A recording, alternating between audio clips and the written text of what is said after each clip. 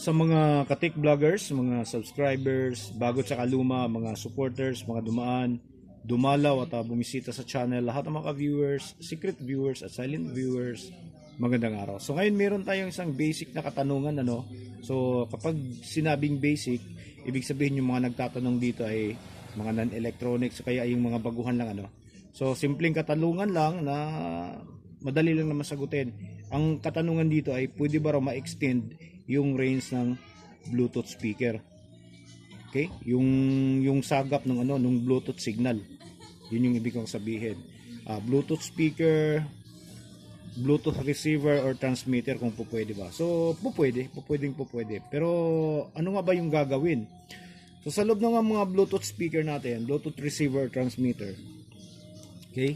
Meron tayong nakikita na ganito. Ayan siya, oh. Ganyan. Ayan. So ito yung antena ng Bluetooth.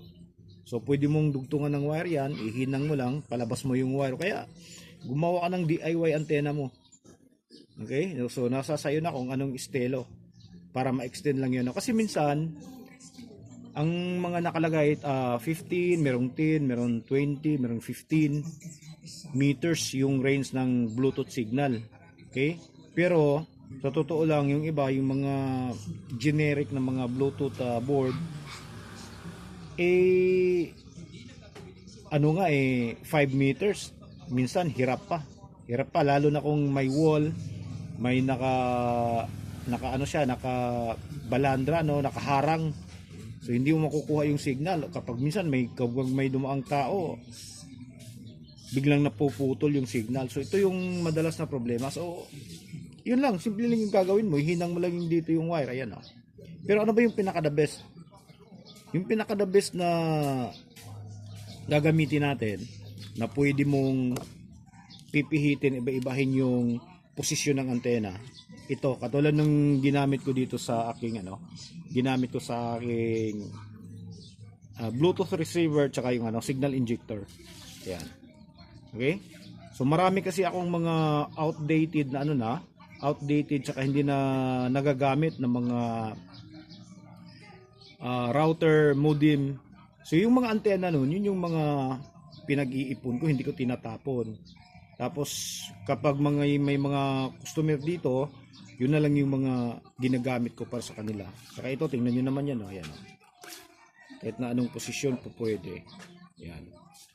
Okay? So ganyanin mo, ikot-ikutin mo siya. Yan, so walang problema. Saka maganda yung sagap nito dahil hindi naman to basta-basta na antena lang.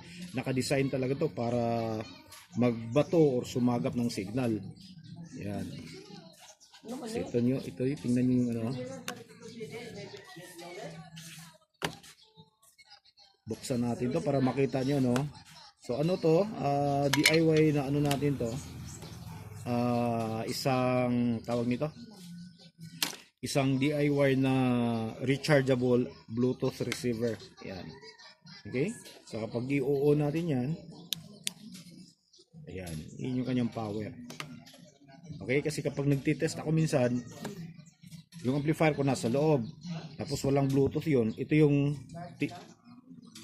tinatabi ko doon. Tapos yung speaker wire lang yung nilalabas ko dito. Yung cellphone ko nandito para makontrol ko kung ano yung gusto kong music na gagamitin.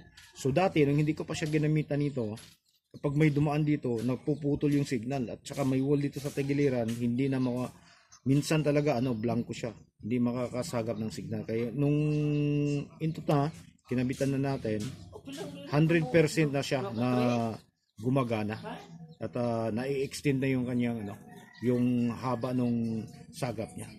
Okay? So hanggang dito na lang siguro tayo. So maraming salamat. God bless at bye-bye.